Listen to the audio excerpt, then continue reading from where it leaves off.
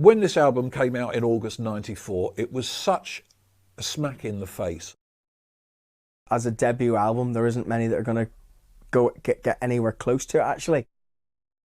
It's always in there, in the top 20 of favourite, you know, the best album, you know, because of the impact I think it had at the time. It worked for them brilliantly. It's one of the most iconic and best albums of the 90s. We were ready for something different, and that something different needed to be aggressive. Quite rightly and uniformly, everyone was like, wow, this is brilliant. This is a shot in the arm British pop and rock music needs. It showed the world what they were in for. And I think for that respect, you'd have to say you should have it in your collection if you've got any sort of sense about you, about that whole era of music and the rebirth of guitar music, really. If you're taking the 10 greatest British rock albums of the 90s, Oasis would have 2 in there. And definitely Maybe is one of them.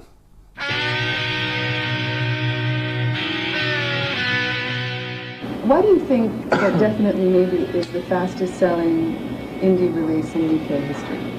It's good.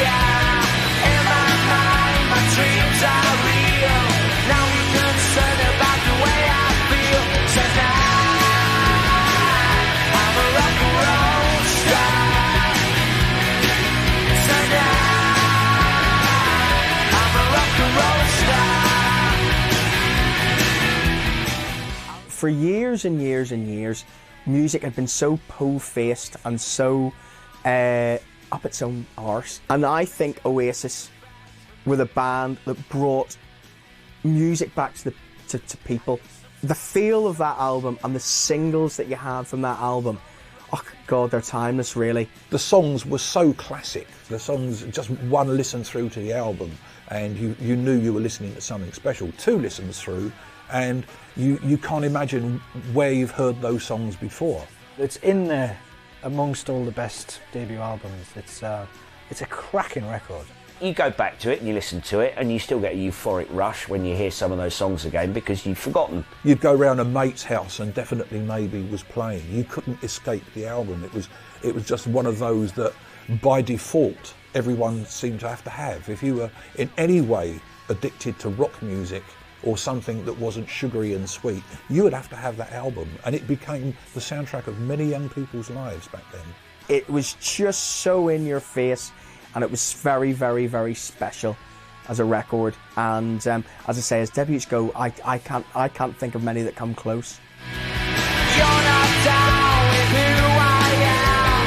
Look at you now, you're all in my hands tonight. Definitely Maybe is one of the best-selling British albums of all time. Oasis made a debut with their middle finger, declaring themselves top dogs of the Britpop pack. The record captured the times absolutely, heralding the rise of lad culture and Britpop with killer tunes that celebrated working-class Britain with a new kind of euphoria. Definitely Maybe had a phenomenally bolshy confidence, and with Noel Gallagher's brilliant songwriting and brother Liam's inimitable snarl and cocksure charisma, Oasis were onto a winner from the start. Originally they were a band called Rain, and Noel had been on tour in America, I think, with Spiral Carpets, and had come back to find his brother Liam in a band which was essentially all the rest of Oasis. But he said that, you know, if he was going to be in the band, that he had to be the main songwriter and the leader of the band. And surprisingly, without them beating him to death, they agreed. So the group was already up and running before Noel joined. What was it like having your big brother come in and take over? It was his saving grace. He was having it, but he weren't running. He weren't really going anywhere. Right. It was good. It was needed. You know what I mean? Like people going, "Oh yeah, but how do you feel about him taking over?" He's took over the songs. You know what I mean? He's not took over the way the band's run. Or way I'm going to run my life. He's not took over me. Yes, I have. No, he hasn't. He took over the structure of the songs and the way the songs should be, which is right. Yeah. Gives a bit of discipline. But he's not took over the vocals, you know, the guy who stands in front of that, but he's not took over that, because that's me. Nice one. With a decent amount of tried and tested songs under their belts, Oasis started recording their debut album with Dave Batchelor, who produced the sensational Alex Harvey Band. Batchelor was brought in by Noel, but it didn't work out. The sound was overproduced and lost the sparkle and raw edge of their demos. They originally went to Mono Valley in Wales to begin work on what was going to become Definitely Maybe. But they weren't happy with the way things were turning out. And the recording sessions didn't go very well. I think they only got one song out of it, and they were being made to record kind of like one at a time, and it wasn't how they'd envisaged it and not how Noel wanted to do it. Quite often this happens when you get your deal, the money's there from the label. It wouldn't have been a huge amount of money, but it was enough to do an album. And there were, you know, people were being tighter with the budgets around about that time. So they tried some recording in a few studios, and of course it just didn't quite work. Some of the producers want to do things separately. Where you spend a lot of time on the drums, then you do bass player, and then the way they used to do it. And it doesn't really work with a band like Oasis. They need a live situation. Dave Batchelor, who produced the very early sessions, came in for a lot of stick for supposedly cleaning up the sound too much. And I can relate to that because I've had a bit of that myself, as it happens. But the early sessions at Mono Studios in Monmouth and even at the legendary Olympic Studios in Barnes failed to produce anything that was any good. So they went to a studio in the Fowey Estuary called Sawmills, where access was via a ferry, which must have been even a little boat. So this must have been a little bit strange. But the fact of the matter is they were tucked out of the way there, and they were able to record in a more open, relaxed atmosphere. And it worked very, very well for them. You can go in there, it's a lockout studio in the middle of nowhere, down in Fowey, and you can... off you go. There's no real outside influence. There's no clubs nearby. You know, you find a club, it's a working men's, a fisherman's club or something, you know. And they're certainly not welcome in there.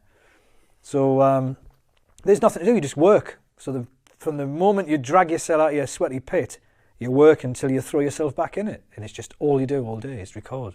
And it was the perfect environment for them to just get away from it all and just bang out basically a live album, practically a live album. Separation was not to be an issue here. They didn't take care to make sure that not one track bled onto another one, that the guitars just all merged into this big wash of sound, and it was incredibly successful. I think it's a true production. I think it's an honest production, and I think that's another reason why the fan base was so huge when people heard it. It was like, wow, what is this? You know, this is real.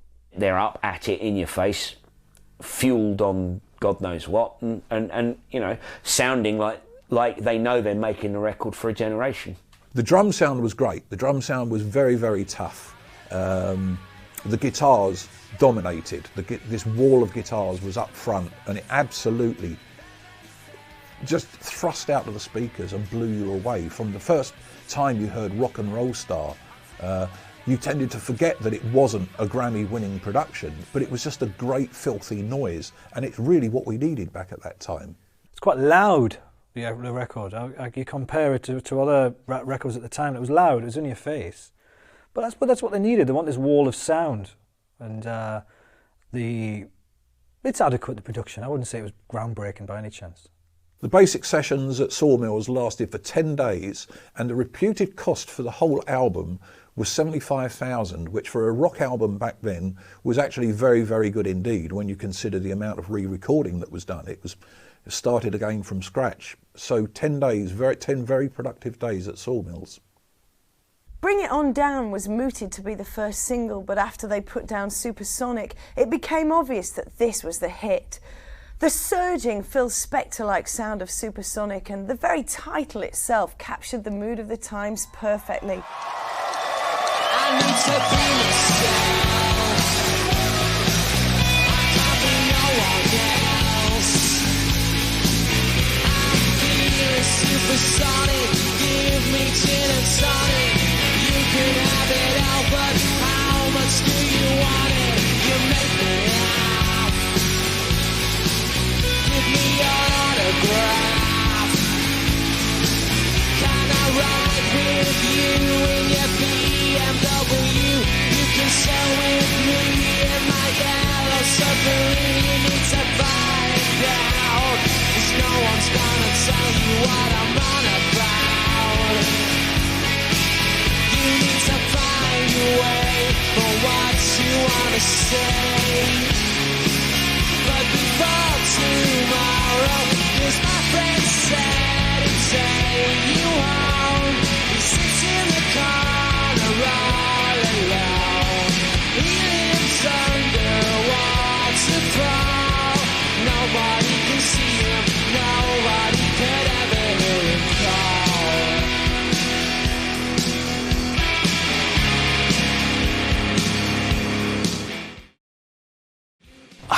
So Supersonic is just about grabbing it, you know, living your life to the max, and that comes through. It comes through in the lyrics. It comes through in the sound of the song. Well, it's got a big riff. It's got the big riff, and like a lot of their songs, it's got anthemic type chorus. It's a blueprint for living life the Oasis way, isn't it? You know, it's like, this is what we're about. You're coming along for the ride, you know, and a lot of people did. It made you feel supersonic listening to them. Probably helped if you had a line of Charlie up your nose at the time, but... You need to find a way for what you want to say. But before tomorrow, 'cause my friend said he'd take you home. He sits in the corner all alone. He lives under a waterfall.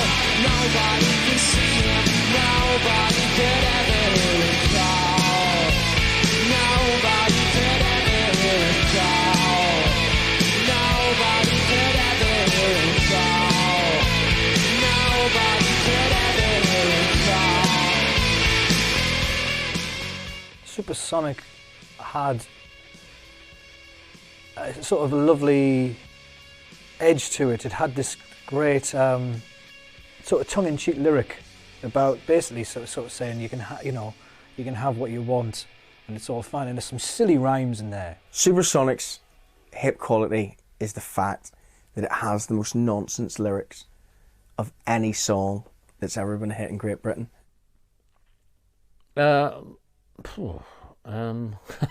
Supersonic, gin and tonic, she can have it all, how much she wants it. You know, it's hilarious, the lyrics to that song, in that it really does seem to be someone is just coming up with as many words they can rhyme with as possible. It's hilarious. She done it with the doctor on a helicopter. She's sniffing in a tissue, selling the big issue when she finds out. No one's gonna tell her what I'm on about. You know, I couldn't tell you what many Oasis songs were about. That song, I have no idea. Helicopters and tissues and I don't know what else is on that one, but you know, they're not a lyric band for me, and I think that's quite important because I don't even think they think they're a lyric band. I know a girl called Elsa. She's into Alka-Seltzer. She sniffs it through a cane on a supersonic train, and she makes me laugh. I got her autograph. Our lyrics, I mean, they do mean so much to people, I know they do. But I don't know why. I mean, I don't know why Supersonic means something to people. It means nothing to me, you know, but I mean, it's all there for the listener, you know, and that's what it's all about. It's not about us, it's about them. You know, it's what they get from it that matters, not us. I mean, because we can get, you know, we get to buy nice clothes and we go and travel the world and all that. And what do they get? You know, they get the music. So it's it's what we can give to them, you know, really. It's the music and what it sounds like and the atmosphere it creates and the feeling that it creates in people. We're not looking at it, you know, studying it, thinking that it's some perfect piece of art. Oasis is all about feelings.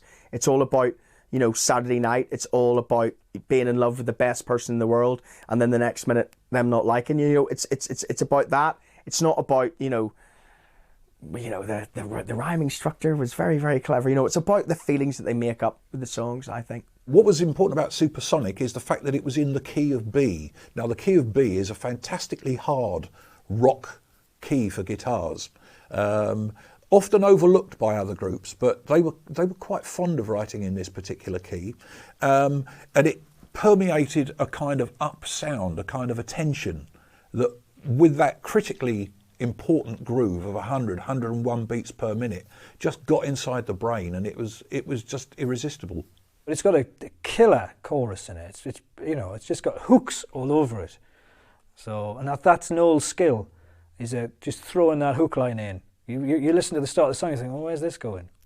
He got you. My friend said to take you home, sits in a car all alone. He lives under a waterfall. Nobody can see him, nobody could ever hear him call. Nobody could ever hear him call.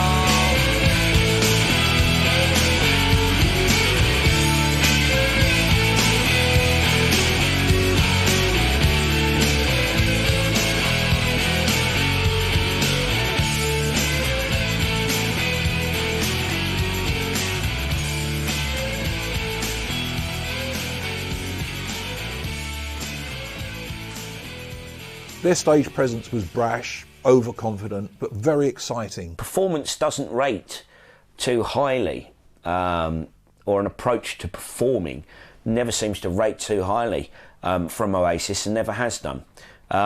They just appear and perform their material and go. There's no sort of rock and roll showmanship. They were never the standard rock cliche band.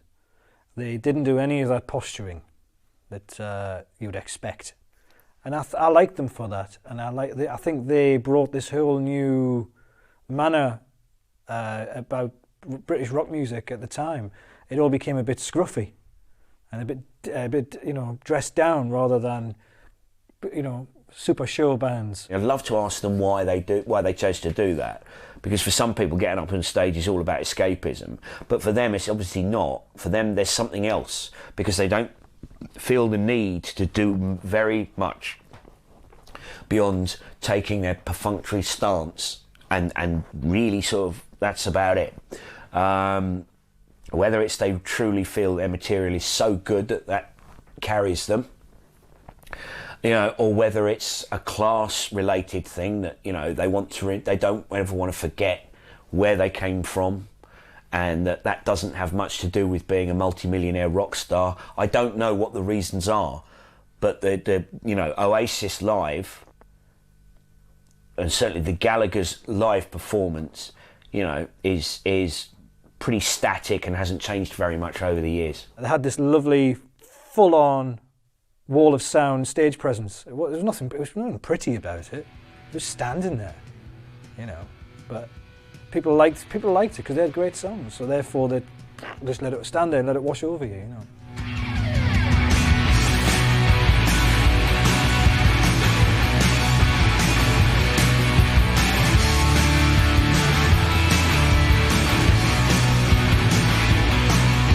What was that sound ringing around your brain?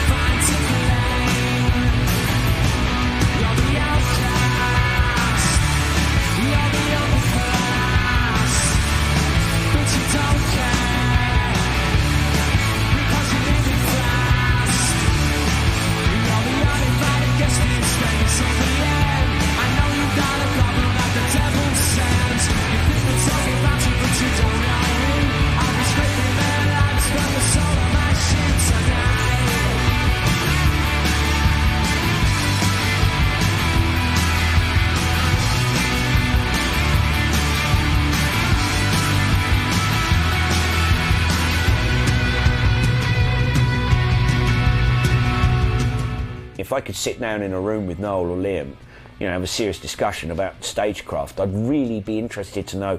Well, I'm not saying that they should do anything different at all. I mean, I love seeing Oasis, but you know, they strike a very different pose to a lot of other bands. It's almost a slight disinterest in a way. And is that arrogance, or was it born of stage fright and they've never developed beyond it? Just, you know, I'd really be interested to know.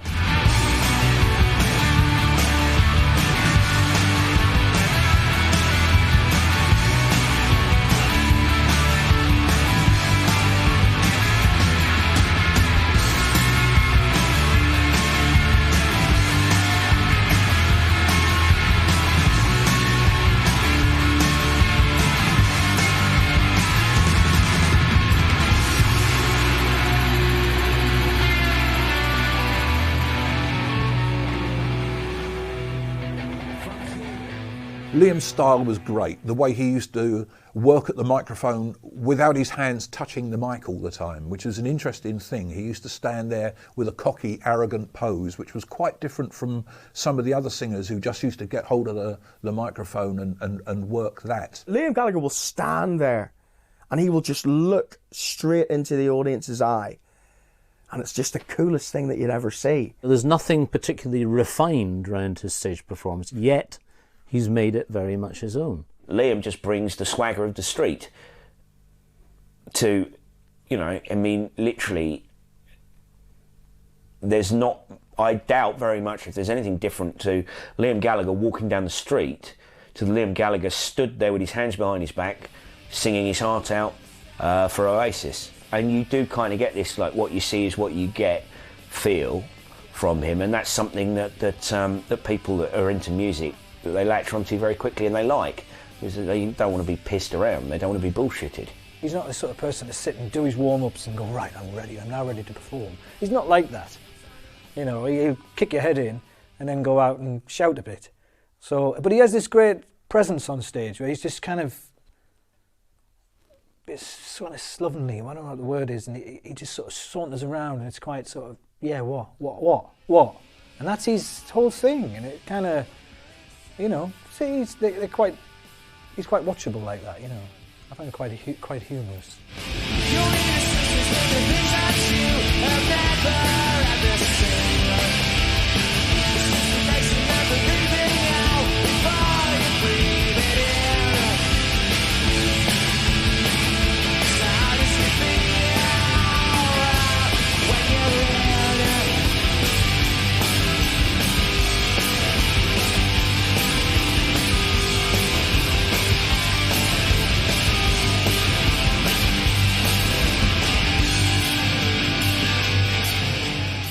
It's almost an anti-showmanship kind of thing. The lack of celebrity glitz, that they just wander on stage in you know, looking for all intents and purposes like their crowd, which forges the bond between them and their audience.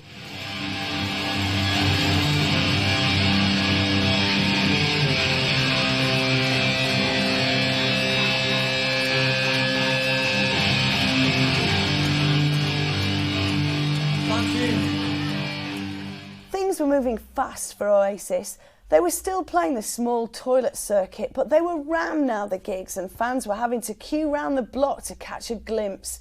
Word was spreading like wildfire, and that summer, Oasis played Glastonbury after a few days of the release of Shakermaker. It was their first ever big gig with mainstream exposure, and they took off big time.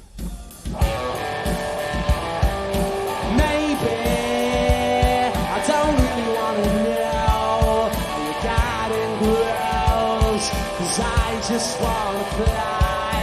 Lately, did you ever feel the pain in the morning rain as it soaks you to the bone?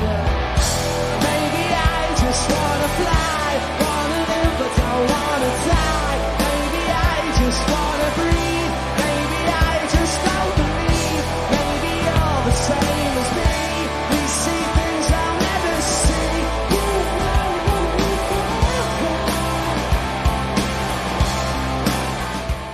they just blew everyone away when they played Glastonbury for the first couple of years. But the first time, you know, it's always that first time people go back to, because of course it's never happened before. They Saturday night at Glastonbury quite quickly, I think. So probably a bit too quickly. But there was a great gig. I mean, everybody was raving about it afterwards, you know. I was at the side of the stage watching Oasis at Glastonbury because that would have been in June, and I'd seen them for the first time in April. I mean, I think they must have thought about that gig is that they must have been nervous for that gig, because I believe it was the first time that they'd played outside, and it was their first festival. And for Glastonbury to be your sort of first one, but they honestly played that gig like they owned it. One of the things that seemed to be the thing with Oasis, they don't get phased by, you know, you're doing Glastonbury, there's going to be 300,000 people there. Great.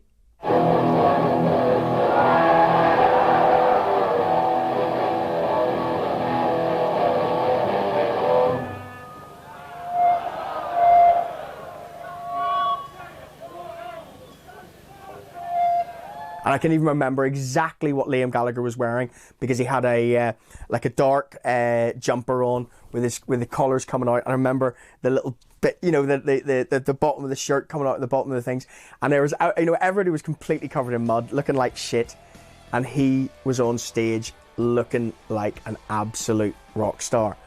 They stole that gig at Glastonbury, and I think that's a real important one for them, because that was a band on their debut album as well. They just came in, played the songs, bit of I Am the Walrus, I'm sure, at the end, and totally took Glastonbury. And I think that's a really important gig for them as the history went on. And Glastonbury they've come back to from time to time, and sometimes it hasn't worked particularly well for them. But that first one, they were absolutely amazing. And what really pisses me off is that any of the famous pictures that they've got are always taken by a fella who was standing next to me. So you can see on the other side of the stage all these people who can say they were there, and I was standing next to the guy who was taking the picture, so I was really pissed off. Didn't get any. These could be the best days of our lives, but I don't think we'd be living very wise. I said, oh no, what a life it would be if you could come to mind could see. I think you were, but at that street, well, I've said. Although they played a good set, there were reports that actually the weekend, the Glastonbury weekend that year, belonged to Blur.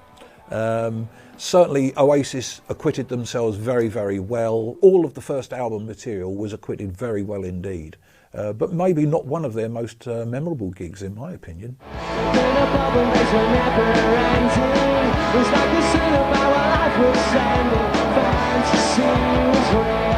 Now I know much about the way I feel. I paint you the picture, cause I don't think you live round here no more. I've never even seen the key to the door. We only got what we were settled for. While we're living, the trees we have as children fade away. Glastonbury, of course, in the last sort of 20 years has become an all-important place to score points. Too much is made of Glastonbury because as an event and people playing it, they're you know, in general. But when you're talking about Oasis's first performance there, it was, you know, it was kind of crowning glory moment. They showed everybody what they were capable of when they played at Glastonbury, and they were taken seriously, you know, by a lot more people after that.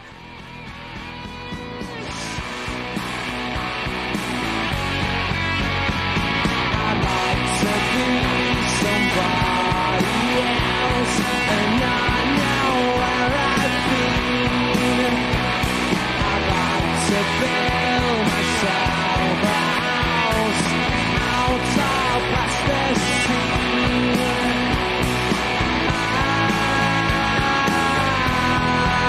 Shake around with me. I've been driving in my car with my friend Mr. Sound, Mr. Green and Mr. Ben are living in my love.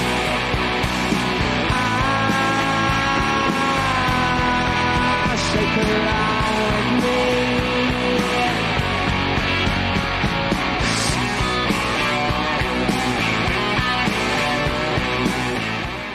Shakermaker was the second single in '94 with that Harrison-esque intro, very reminiscent of the Beatles' You Can't Do That. It was a slow 95 beats per minute plod.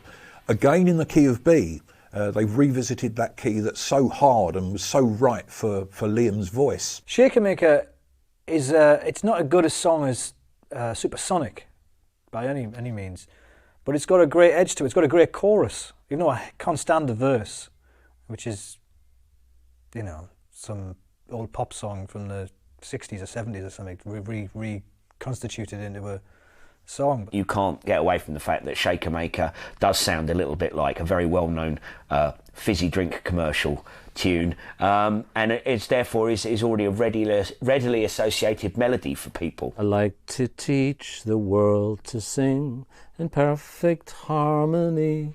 Reminds me a little bit of that. I'd like to teach the world to sing in perfect harmony. I'd like to guide the world of gold to keep it company.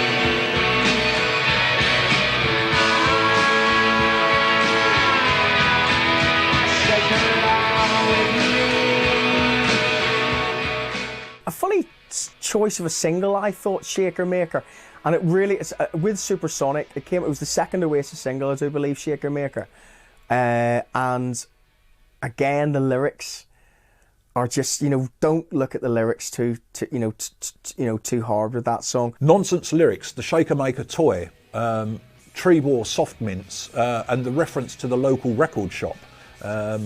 So just lyrics picked out of the air, just any old thing if you like. It's just got a great vibe to it. It's got a dirty edge to it, you know. It's got this whole thing, this sort of menacing sort of approach that Oasis were capable of, you know. And I don't think it's anywhere near as good a song as Supersonic. I don't think it was necessarily better or worse than Supersonic. I think it was just different, and it was successful because they were starting to really have a buzz about them at that particular time. More people know who Oasis are, more people are hearing them, more people are liking them, you know, and they do write wonderfully catchy songs. But it's anthemic and it's memorable. That'll do for me. That'll do nicely. Not one of my favourite songs on the album, actually. It's Shakermaker, but you know, I mean, it's on that album, so it's a good song, really.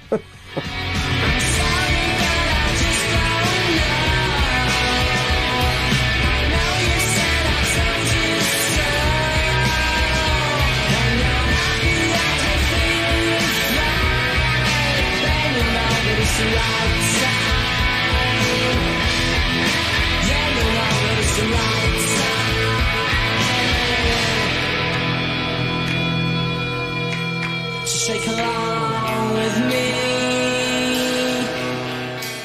The touring now took in hotel trashing, drug taking, good times and serious fights. The press relished the brothers' bad boy behaviour. A series of interviews had Noel and Liam arguing and fighting and baiting each other. Oasis were the walking, talking reincarnation of the type of rock star that the British press dream of. You like to do a bit of rock and roll behaviour in your hotels? Sometimes, just on occasions, right. Not all the time, because some hotels are that. There was one, and it just started through the Columbia. This is when it all started. Right. But everyone goes to the Columbia yeah, interest. Exactly. That's what does my head in. Right. But in there, it was all right at first. You're meeting all these bands, and you're not having you know what I mean? And then after a bit, you're thinking, They should be putting us up in better hotels than I mean, I was there sleeping there. So we thought, well, why not just try and get bad? So we got bad, so now they don't put us in there no more. And it's cool. More power to the artist. Don't think you got to be careful though, with that sort of behaviour, because I mean, it can turn you into like sort of a cartoon type character. Yeah, I know. That like a would-be audience might be turned off the idea of checking Oasis out because they're these guys that do the rock and roll thing. I know, and that's what I don't like. Yeah. Going to do started it first, and he's on top. I hate it when he done it, and I thought, no, don't do it, because this is what it's not about that. You know what I mean? Leave that to all them retro people. Hotel trashers. I think they were banned from, funnily enough, the Columbia Hotel, which was a rock hotel in London. They were getting thrown out of places all over the country, all over Europe, and yet the fans didn't seem to mind this air of danger about them. I think this contributed to that mystery, to that rebel image that the young people loved so much. If you indulge in that kind of deliberate antisocial behaviour, it will have a slightly detrimental effect, but more often than not, most people don't care that you're pictured doing that, stumbling out of a nightclub, because quite frankly it's what they would do if someone was taking a photo of them stumbling out of a nightclub. Constantly we were hearing in the press about the bickering between Noel and Liam. There's always going to be a rivalry between that, especially when one of them is the supposed talent. You know, with Noel Gallagher is the supposed, you know, he was the songwriter in Oasis, he was the talent. What was Liam then?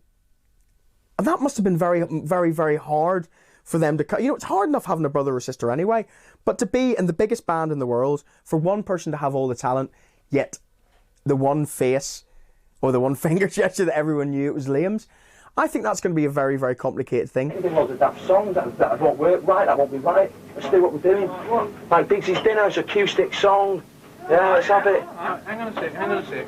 Right, shall we, Say what we'll do, do sad song last, yeah? So you can just play your little game. Alright? There's days when I've needed a slap and he's slapped me. And there's days when he's needed a slap, so I've slapped him. I've gone on a big fight, we haven't talked for about 2 months. Nothing like that. Just like that.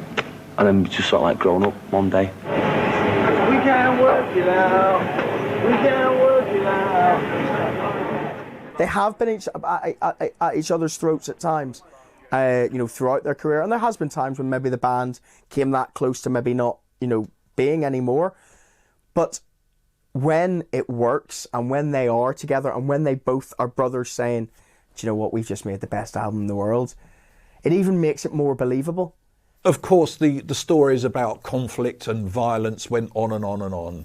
There's one famous one in '94 in Newcastle at a gig where a drunken yob got on stage and I think he attacked Noel, and that was it. Liam waded in, and after about 5 songs, the gig was over.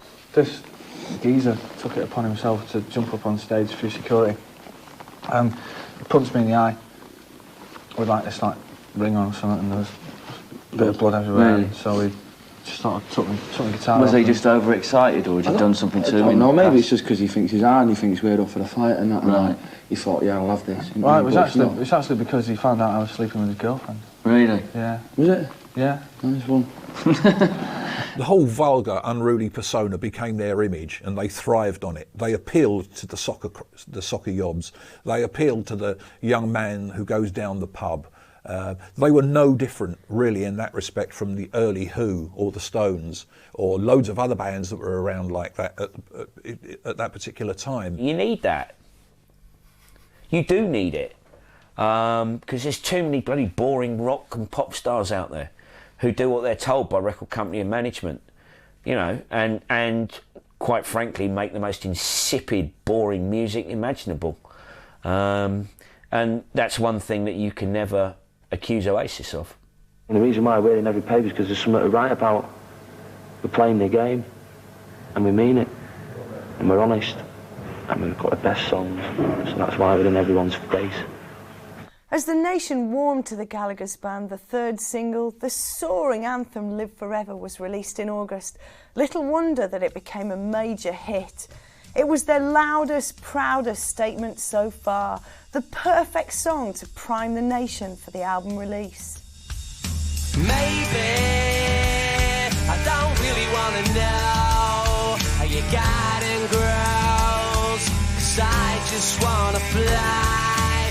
Lately, did you ever feel the pain in the morning rain as it soaks you to the bone?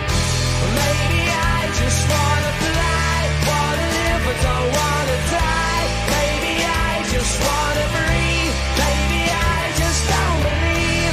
Maybe you're the same as me, we see things I'll never see. You and I are gonna live forever.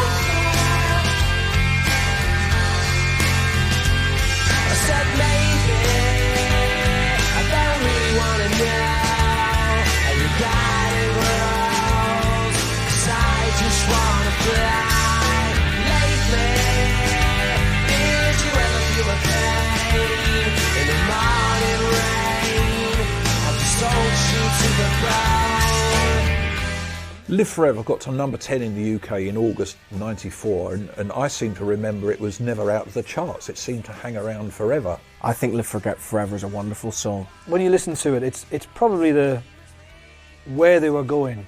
And so you listen to that and you think, this is...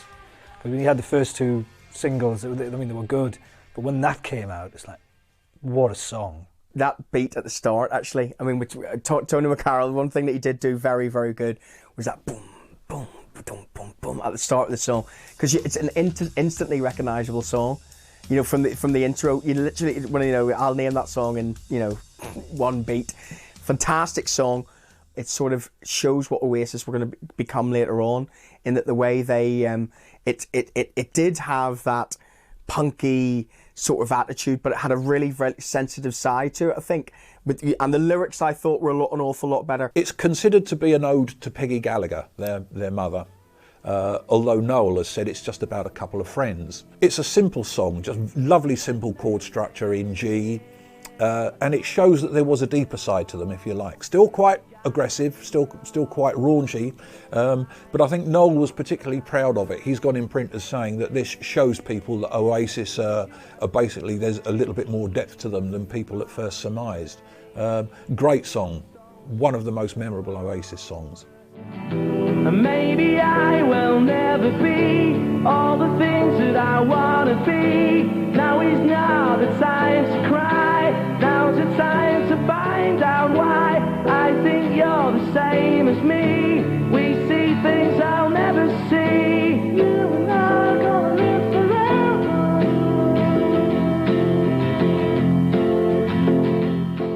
Definitely Maybe's an album of many peaks, Live Forever is another sort of statement like Supersonic, really. It's like, I'm young, I'm free, and I can do this for as long as I want kind of thing. It's their hope I die before I get old statement. Townsend didn't really hope he was dead before he was old. He was making a statement about how great it was to be young. And that's really what Noel Gallagher's doing. And Liam's perfectly happy to echo. It's like a dream, it's like a fantasy song. And it doesn't matter what happens, we're going to live forever. And it's that whole belief in yourself, that whole thing it sells you. And it's a great song. And you knew when you heard that there was better to come. Because you can quite often tell with a band on their first record if they're going to produce the goods on the next one. And I think they knew they had something up their sleeve then when you hear that song. It's a great, great record. I think Liam Gallagher sings that song fantastically, especially the high bits, which you wouldn't usually expect from him. I think absolutely fantastic song, fantastic single as well, and definitely a Dave Thompson karaoke favourite. Maybe I will never be all the things that I want to be. Now is not the time to cry. Now's the time to find out why. I think you're the same as me. I did actually win a bottle of Ouzo in Corfu in 2004, singing Live Forever, so it's always going to be a favourite.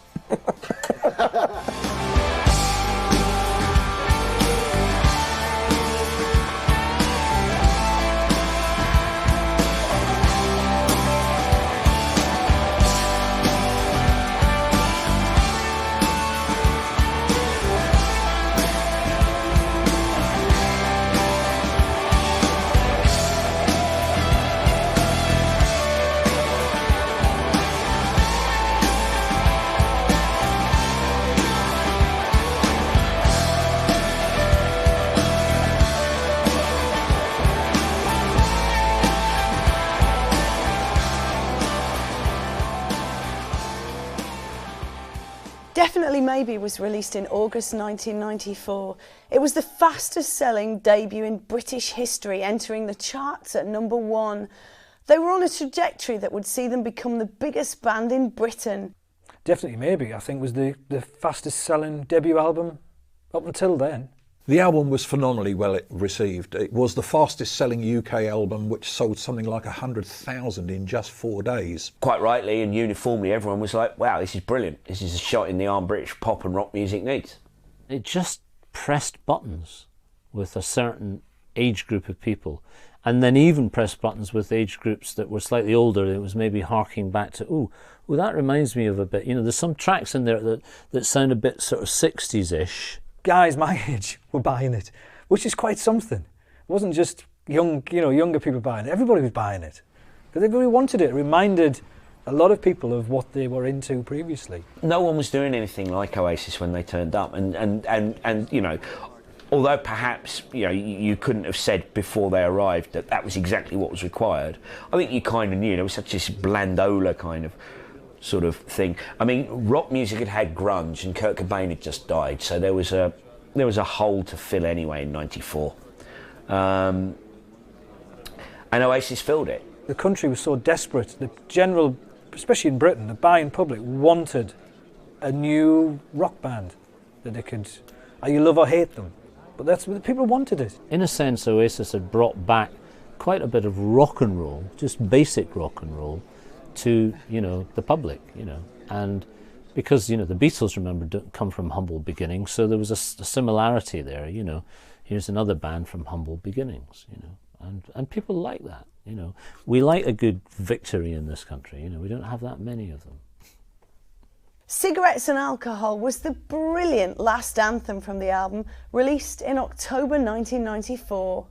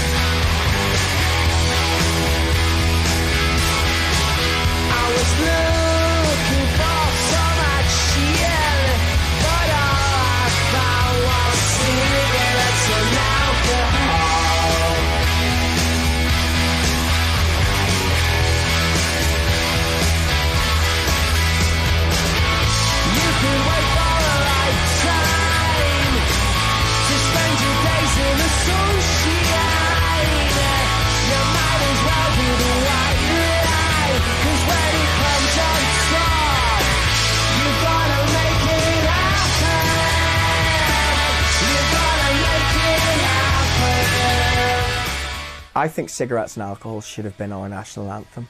It's what they're about. Booze and fags. I can hear you laughing there, but I do think it should have been, because it was written about two of the things in life that people love more than anything else. That's what they're saying. We go to the pub and smoke tabs just like everyone else does. It's about excess, but not necessarily lauding or condoning excess. When he says you may as well do the white line, it's like resignation, if you like. Okay, everything else is going wrong, you may as well do it, mate. Bollocks to it all. We're all right. You might as well, you read the lyrics and it's like, you might as well do the white line. Because what else is there to live for? Who cares? That's how people live their lives, and there's nothing wrong with it. You've got your beer, you've got your cigarettes and the odd bit of hooter at the weekend. That's how they live their life, and they're perfectly happy doing it. If Mad for It, which was the Oasis slogan for so long, was personified in a song, it would be Cigarettes and Alcohol. Go and do whatever fuck you want to do with your life. Go and enjoy it. We're going to be here, whether you're in life for 20 years, you're in life in 70 years, go out and grab the best of it. The song basically appealed to student working class life, young people that were on the dole, that could totally relate with this whole image of cigarettes and alcohol. Just let's live life to the full. There's bugger all else going on in our lives. And I think it appealed to the working class males very much, it totally endeared them to Oasis, and this was an important marketplace for them. It's worth the aggravation to find yourself a job when there's nothing worth working for.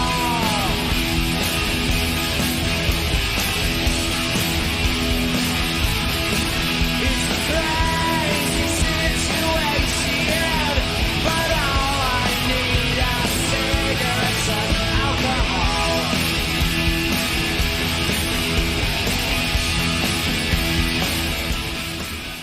It's talking about British life. It's talking about the fact that you're going to go out on a Friday night and there's going to be people who are going to lose their minds and just go out there and live and have a fantastic night. We're always told about, is it a pro-drug song? Is it a pro-alcohol song? Is it a pro-cigarette song? No, not necessarily. It's about going out there and giving it some, having the best time you possibly can on a night out. I think that's what it's about, and I think that should be praised. I think we're told so many things in the world that are bad for us, scaremongering everything. Do we forget what it's like to go out and have a fantastic night, having the smoke, having the drink with your mates?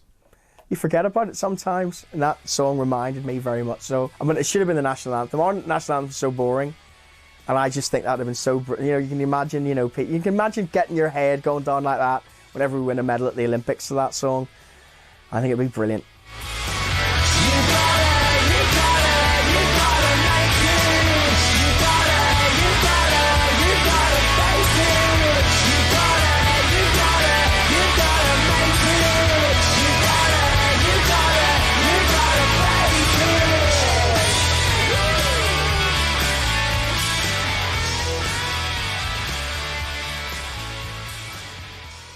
Oasis were a major chart band now. They were armed with the anthems, the attitude and bullish views about rivals like Blur, and this only compounded their appeal.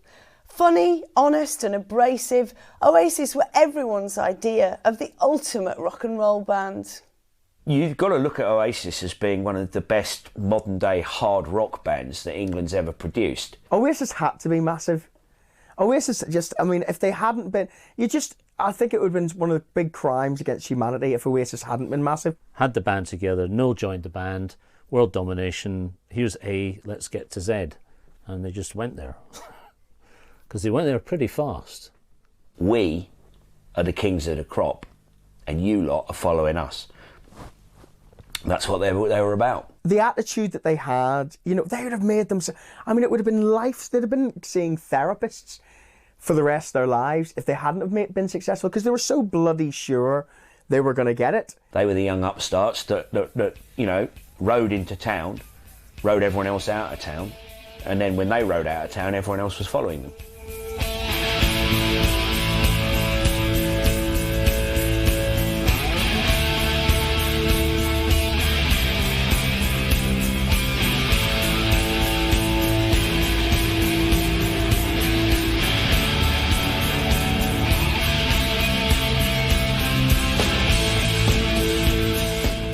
They were a breath of fresh air, to a sort of pop and rock scene that, was in need of a good kick up the arse. And along come a band who sound like a cross between the Beatles meets the Sex Pistols, and it worked a treat. There we were.